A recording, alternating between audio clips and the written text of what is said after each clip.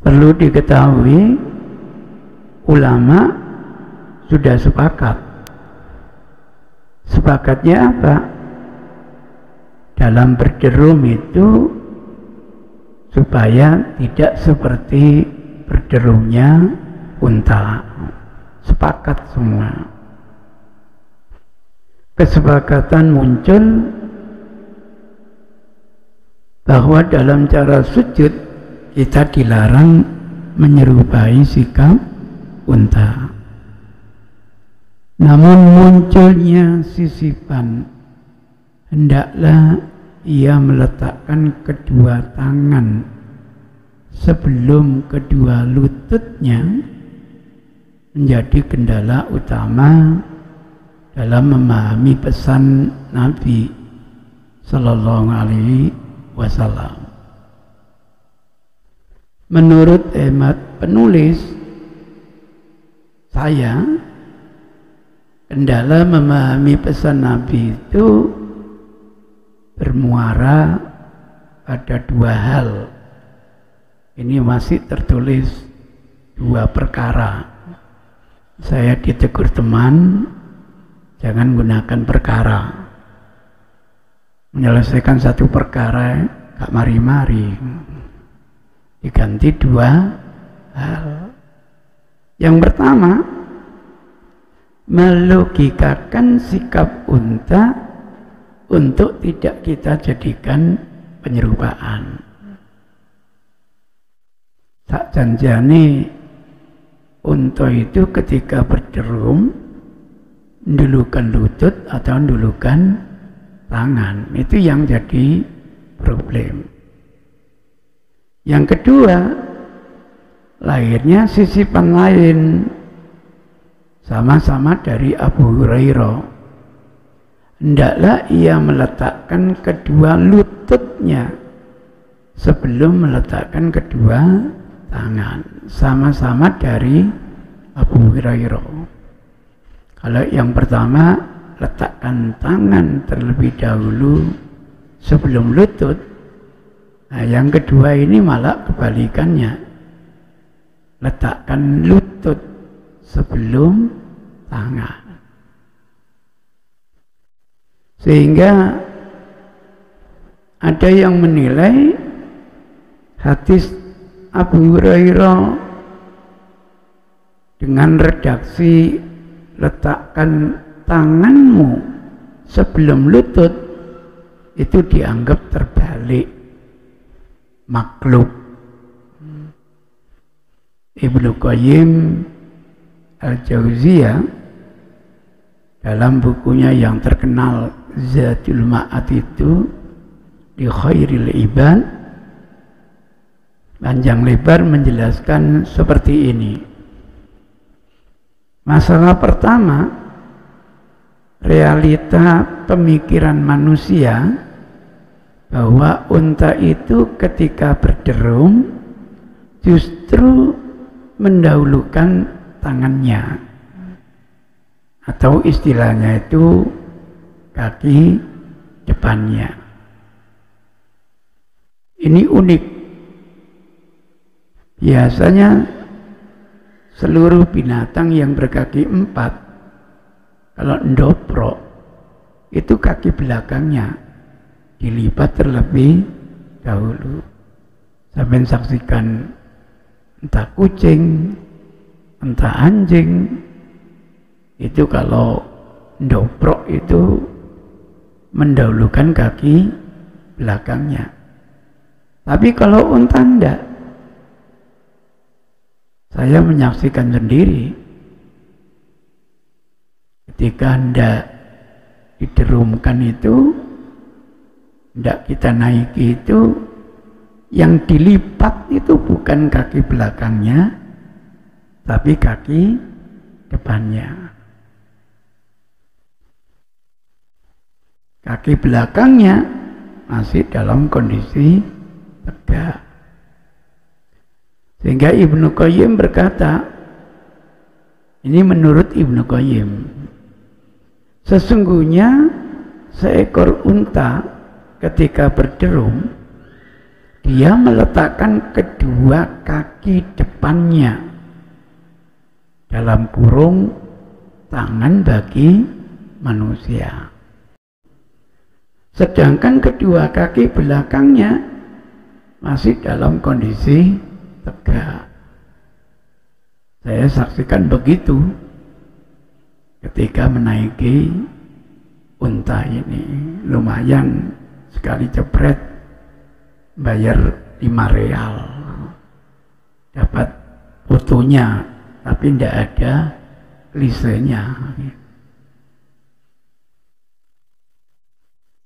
Itu ceritanya.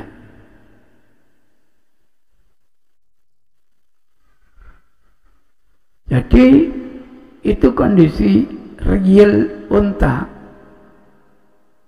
Nah, sikap seperti inilah yang dilarang oleh Nabi. Masih menurut beliau. Dan beliau memberikan bimbingan yang sebaliknya. Maka yang pertama menyentuh bumi adalah anggota terendah, lutut. Kemudian terendah berikutnya tangan, demikian seterusnya. Dengan demikian pelaksanaan sujud dimulai dengan meletakkan kedua lutut, kemudian kedua tangan, kemudian ubun-ubun dan hidung. Itu penjelasan Ibnu Qayyim Al-Jauziyah dalam bukunya Zadul Ma'ad.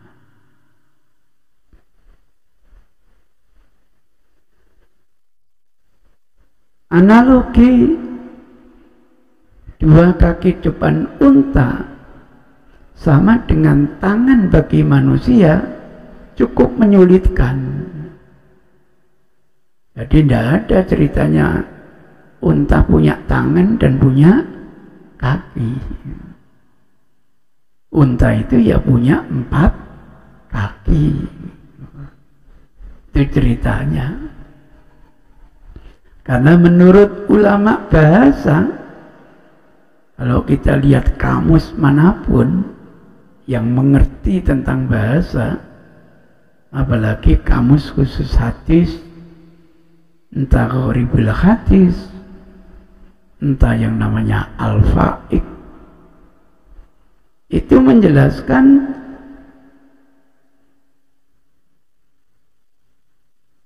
bahwa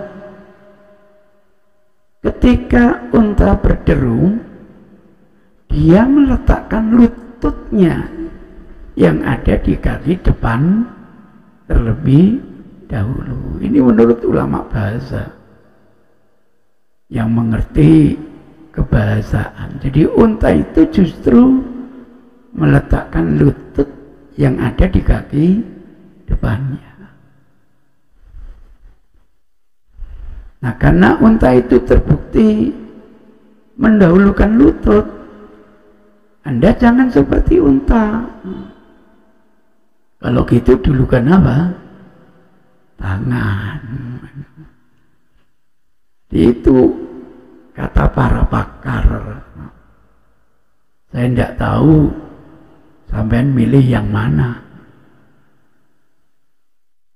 Mestinya memahami bahasa itu tentu pakar bahasa yang lebih mengerti. Maka mendahulukan lutut itulah yang dilarang oleh Nabi. Itu menurut pakar bahasa begitu. Masih bingung. Masalah kedua, munculnya sisipan yang kontradiktif. Itu justru diriwayatkan juga oleh Abu Hurairah. Jadi Abu Hurairah itu punya 2 hadis. Jangan dobrok kayak unta. Yang satu, dulukan tanganmu sebelum lututmu. Lah yang kedua, dulukan lututmu sebelum tanganmu. Maka jangan kaget ada ungkapan kacau balau. Nah, kalau kacau balau, hadisnya jelas tidak bisa dipakai. Itu saya temukan dikeluarkan oleh Ibnu Abi Syaibah dalam musannafatnya jilid 1 halaman 102, ada poin yang kedua. Juga dikeluarkan Imam Tohawi dan Imam Baihaqi dengan sanad Abdullah bin Sa'id Al-Maqburi dari kakeknya, dari Abu Hurairah. Nanti biangnya ini ada di sini, biangnya itu Abdullah bin Sa'id Al-Maqburi dari kakeknya, dari Abu Hurairah. Nabi bersabda, apabila seorang di antara kalian sujud, maka hendaklah ia memulai meletakkan kedua lututnya sebelum ia meletakkan kedua tangannya. Namun pada sanad hadis di atas terdapat perawi Abdullah bin Sa'id Al-Maqburi yang dinilai terlalu lemah, bahkan dituduh sebagai pemalsu hadis. Nah, dengan demikian tidak mungkin dinilai kacau balau. Kacau balau itu kalau sama-sama sahih tidak bisa dikompromikan. Kajian kita tempo dulu hampir 2 kali pertemuan yang mendahulukan tangan, ternyata hadisnya apa? Sahih. Nah, tambahan yang mendahulukan lutut ternyata palsu, maka tidak bisa dituduh sebagai kacau balau. Bagaimanapun yang sahih yang dipakai, yang palsu dibuang, sehingga tidak terbukti tambahan letakkan tanganmu sebelum lututmu itu hadis yang sahih. Begitu.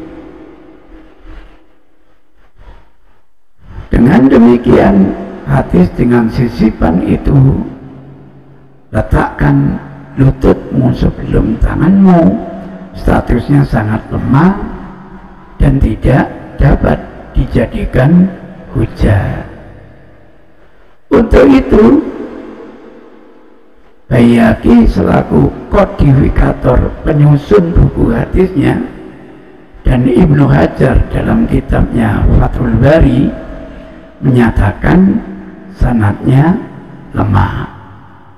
Jadi penyusun bukunya dengan sisipan letakkan lututmu sebelum tanganmu oleh kodifikatornya sendiri dinilai lemah. Atau dengan pengertian lain, hadis yang sah dari Abu Hurairah adalah peletakan tangan terlebih dahulu, bukan mendahulukan peletakan kedua lutut. Dengan penglihatan ini dapat disimpulkan bahwa riwayat Abu Hurairah dengan sisipan pertama, letakkan tangan sebelum lutut, adalah benar, sedangkan dengan sisipan kedua, letakkan lutut sebelum tangan, adalah munkar. Kenapa munkar? Dhaif berhadapan dengan sahih. Yang dhaif nanti namanya munkar, dan yang sahih dinamakan mahfud atau yang jaga. Maka tuduhan hadis cara sujud mendahulukan tangan kacau balau tidak bisa diterima. Demikian pula nilai hadis Abu Hurairah dengan sisipan pertama tidak tepat jika dinilai terbalik. Hadisnya sahih kok dianggap terbalik. Nah, terbaliknya itu bukan pakai teks hadis yang lain, tapi pakai penalaran. Hebat mana penalaran dengan tuntunan. Kemudian mereka yang mendahulukan peletakan tangan sebelum peletakan lutut sewaktu sujud juga berdalil dengan asar. Asar itu dinisbatkan kepada sahabat, bukan kepada Nabi. Awalnya tidak bisa dijadikan sumber hukum. Dari Ibnu Umar radhiyallahu ta'ala anhu, bahwa Ibnu Umar kalau sujud itu meletakkan kedua tangan terlebih dahulu sebelum ia meletakkan kedua lututnya. Katanya demikian praktek Nabi. Kalau sahabat sudah bilang begitu, walaupun ini asar, nilainya marfu, nilainya itu seperti dinisbatkan kepada Nabi, karena tidak mungkin sahabat itu dusta kepada Rasulullah Sallallahu Alaihi Wasallam. Jadi itu pendukung, dan hadis ini dicantumkan Bukhari tapi hanya mu'allaqat sebagai tema saja, tidak ada sanadnya. Albani Ibnu Abdul Bar membuktikan bahwa semua yang mu'allaqat dalam Bukhari ditemukan mausul, ada sanadnya sampai kepada Rasul yang dikeluarkan oleh imam-imam yang lain.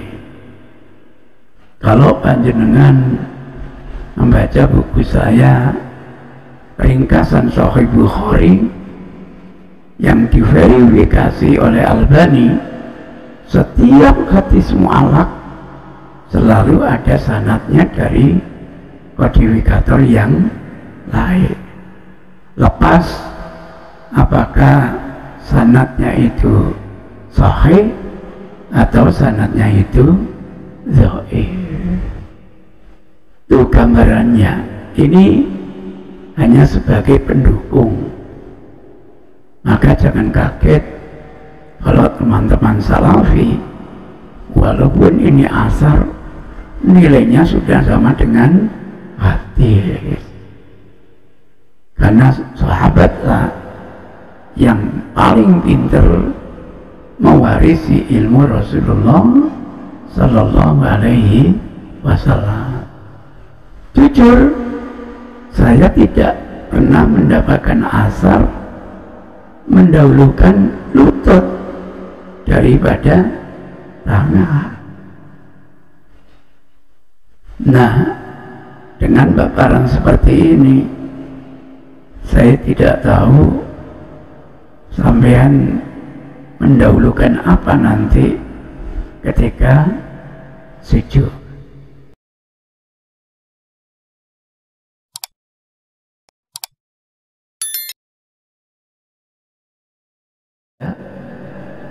Sujud itu mendahulukan tangan. Secara anatomi tubuh, begitu tangan diletakkan, posisinya pas seperti posisi takbiratul ihram, yakni sejajar dengan pundak sak mencoba. Karena nanti sifat sujud kedua tangan ini persis posisi orang takbiratul ihram. Nah, dalam takbiratul ihram itu hadis yang sangat banyak dari para sahabat itu setantang pundak, walaupun ada juga yang sejajar dengan daun apa? Telinga. Tapi kalau menggunakan tarjih, bukan yang setantang dengan daun telinga, tapi setantang dengan pundak. Sampai coba, sampean yang kuru, sampean yang lemu, sampean yang hamil, sampean yang tidak hamil, sampean coba ketika sujud letakkan tangan menyentuh bumi dulu sebelum meletakkan apa? Lutut. Yang mempertajam lagi cara bangkit. Kalau analisa nalar Ibnu Qayyim ini dianggap benar, namanya meletakkan yang terbawa dulu lutut, agak naik ke atas tangan, paling ke atas kepala. Logikanya juga kalau bangkit mestinya paling atas dulu kepala, setelah itu tangan, setelah itu lutut. Saya tidak tahu apakah semua orang bisa. Jujur, saya pribadi tidak bisa. Tidak bisa. Ditemukan hadis yang sahih lagi, dan itu menunjukkan Rasul kalau bangkit dari sujudnya menuju rakaat keduanya, ya'jilu, tangan ini dikepalkan. Ajin kayak memeras santan untuk bersangga pada bumi. Hadisnya sahih. Kalau sudah ya'tamidu, ya'jinu gini, yang diangkat dulu tangan atau lutut? Lutut.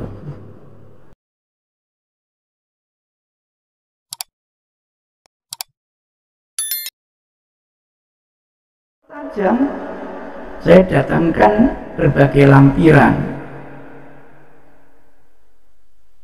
Ini misalnya bukunya Fikih Syafi'i, kemudian Muhtar oleh, kemudian Bulughul Maram. Nah, coba Bulughul Maram yang disusun oleh pakar hadis Amirul Mukminin hadis Ibnu Hajar Al-Asqalani. Pertama mendatangkan hadis Abu Hurairah, wal yadu yadaihi qabla rukbatayhi, supaya meletakkan tangan sebelum lutut. Kemudian mengadakan wa'il, mendahulukan lutut. Apa komentar beliau? Hadis Abu Hurairah dinilai lebih kuat karena memiliki kesaksian riwayatan dari Ibnu Umar. Ini pakar hadis ini. Sampai nilai perawi itu statusnya apa? Ya beliau ini yang punya buku. Itu yang mempertajam kenapa saya berubah, tidak mendahulukan lutut tetapi mendahulukan apa? Tangan. Mudah-mudahan nanti terbiasa, sehingga memang sulit untuk merubah karakter atau merubah kebiasaan. Demikian, wallahu a'lam. In kana shawabu fa minallah, Wa in kana al-khata' fa min nafsi wa nastaghfirullah azim. Kalau benar murni karunia dari Allah, kalau keliru itulah keterbatasan kita. Mohon ampun kepada Allah Subhanahu wa ta'ala. Billahi hidayah wa taufik. Wassalamualaikum warahmatullahi wabarakatuh.